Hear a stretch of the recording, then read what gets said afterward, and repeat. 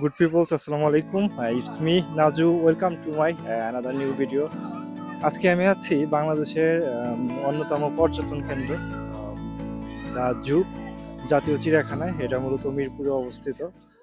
প্রকৃতি ও বন্যপ্রাণীর এক অনন্য জগতে আপনাকে স্বাগতম।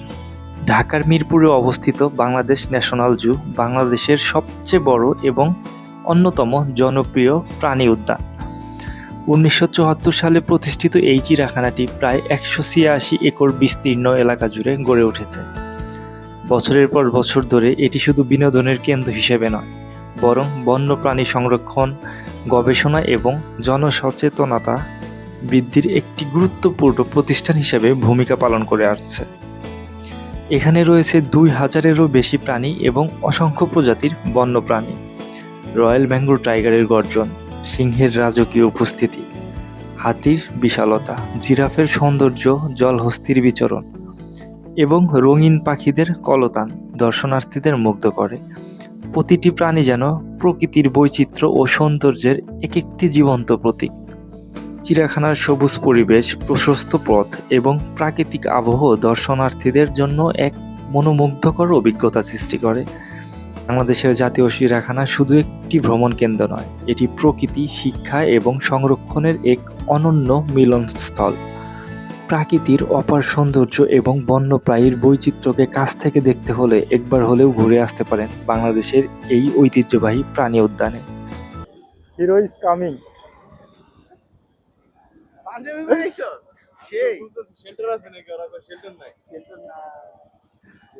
আচ্ছা, এখানে বাইক রাখার সুন্দর ব্যবস্থা আছে। আপনারা এখানে এসে আপনাদের বাইক বা প্রাইভেট কার থাকলে প্রাইভেট কার পার্কিং করেই ভিতরে প্রবেশ করতে পারবেন। আপনি যদি ভিতরে প্রবেশ করতে চান সেক্ষেত্রে আপনাকে অবশ্যই টিকিট কেটে ভিতরে প্রবেশ করতে হবে। তো আমি এখন যাই, টিকিটটা কেটে নেই। ওইদিকে কিছু ভাই ব্রাদার আছে, ওরা টিকিট কাটতে গিয়েছে। তো টিকিটটা কেটে ভিতরে প্রবেশ করি। এই হলো টিকিট কাউন্টার। প্রত্যেক টিকিটের মূল্য 50 টাকা করে। আর 2 বছরের বাচ্চাদের জন্য কোনো টিকিট লাগবে না।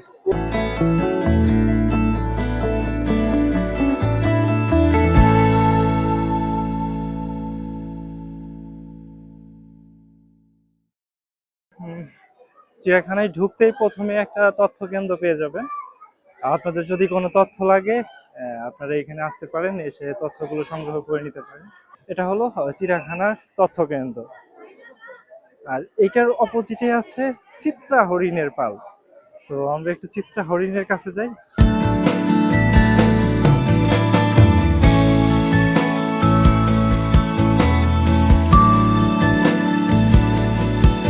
আচ্ছা, আমি কিন্তু মূলত আসছি ডোনাল্ড ট্রাম্পকে দেখতে, আর কিন্তু কোনো রিজন নাই।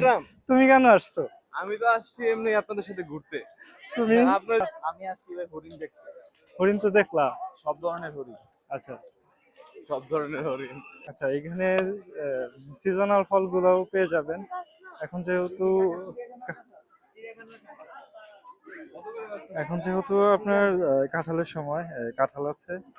যদি আপনারা রিসেন্ট আসেন সেক্ষেত্রে কাঁঠালও পেয়ে যাবেন। এটা মূলত চিড়িয়াখানার কাঁঠাল।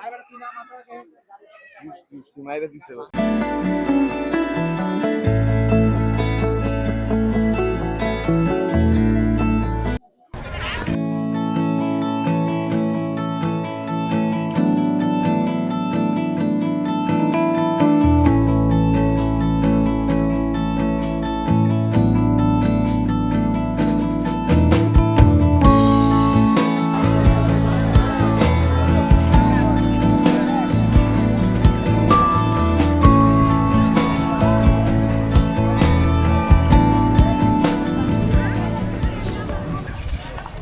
আমরা এখন পর্যন্ত বাঘ, সিংহ কিছুই দেখতে পারি নাই।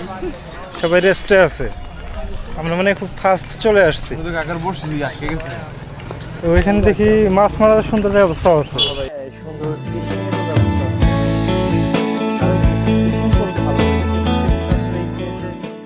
আমরা এখন যাচ্ছি লেক ভিউ পয়েন্টের দিকে। এখানে থেকে আপনি পুরো লেকের ভিউটা পাবেন।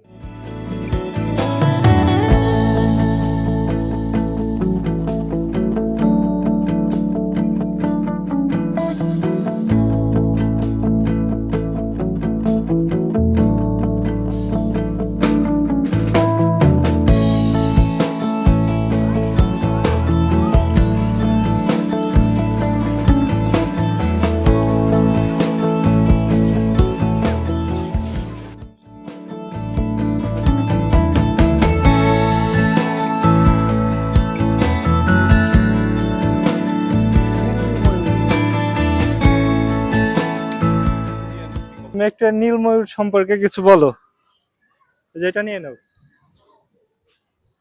আচ্ছা, ক্লোজে আসি আমরা, এদেরকে দেখায় দেখায় বলতে হবে। তো এখানে আছে ময়ূর, বেসিক্যালি ময়ূর যেগুলো চিনি আর কি। হ্যাঁ, আর বাংলাদেশে হোয়াইট ময়ূর আর নীল ময়ূর দুইটা ময়ূর পাওয়া যায়। এগুলা ওদের পাখা হচ্ছে লেজ, যেটা দেখতেছেন আপনারা, ওইটা ওরা ফালায় দেয়। বয়স হওয়ার পর লেজগুলো ফালায় দেয়, ফালাই দেওয়ার পরে আবার নতুন করে লেজ ওঠে। তো ওরা যখন আকাশে উড়ে তখন ওরা ওদের লেজ ছাড়া উঠতে পারে না। এই জন্য কি আপনি দেখবেন না যে বেশিরভাগ কতদিন পর পর ফেলে দেয়? এটা ওদের সময় অনুযায়ী, সব পিকক এক সময় যে ফালাইতে হবে এরকম না, ওদের মল্টিং সিজন আছে। বেশিরভাগ সময় গরমে দেখা যায় যে ময়ূরগুলা বেশি গরম পড়লে ওরা স্ট্রেসের কারণে এগুলা ফেলে দেয় আর কি।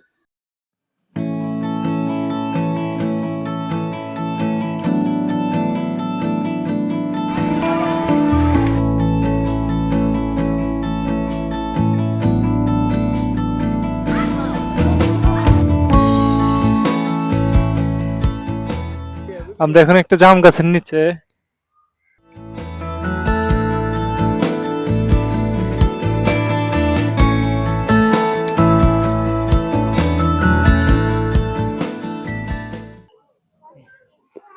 আচ্ছা, তো আমরা এখন এসে পড়েছি কচ্ছপের জোনে। এখানে বেশ কিছু প্রজাতির কচ্ছপ আছে। মূলত এগুলো আর কি পানিতে থাকতে পছন্দ করে বেশি, সেই জন্য আর কি ওদেরকে এইভাবে রাখা হয়েছে। একটা স্পেস দেওয়া হয়েছে বড়, আর ওরা খুব সুন্দর সুন্দর সাইজের, ওরা সম্ভবত অ্যাডাল্ট। তাইলে কিভাবে হবে? আর এই জায়গায় যে কচ্ছপগুলো সবগুলো সুন্দর সুন্দর অ্যাডাল্ট একদম, মানে বেশ কিছু অনেক এক্সোটিক এগুলো আর কি। ওরা ওদের ফুড চার্টে আছে আর কি সবজি, ফল, তারপরে ওরা পছন্দ করে বেশিরভাগ করে শাক প্রজাতির যেগুলা, যেমন পালং শাক, তারপরে লেটুস পাতা, এগুলো ওরা বেশি খাইতে পছন্দ করে। এগুলোকে কিন্তু অনেকে বাসায় পালে, কিন্তু এগুলো আর কি নেটিভ, এগুলোকে পালা ঠিক না। আচ্ছা আচ্ছা, কেন ঠিক না? ওরা নদীতে থাকে, সমুদ্রে থাকে, তো ওদেরকে যদি আপনি এইভাবে আইনে রাখতে যাবেন, ওরা কিন্তু একটা সময় মাছের মতো ছিল, সব পুকুরে বা সব নদীতে ওদেরকে পাওয়া যেত। আচ্ছা আচ্ছা। আমাদের বাংলাদেশেও বেশিরভাগ জায়গায় পাওয়া যায়। আপনি ওই জায়গায় বোটে যদি খেয়াল করেন, লেখা থাকবে যে কোথায় কোথায় এগুলোকে পাওয়া যায়। এদিকে দেখেন, এই জায়গার কচ্ছপগুলা ইয়ার উপরে উঠে আছে, কাঠটার উপরে উঠে আছে।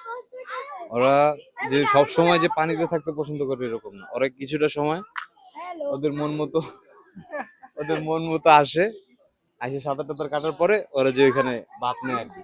সূর্য আলো থাকলে ওরা সূর্য আলোতে থাকে, অথবা ছায়া না থাকলে ওরা এখানে থাকে। তো কচ্ছপ শেষ হইলো, ওইদিকে অন্য কিছু। এখন আমরা এখান থেকে মুভ করি।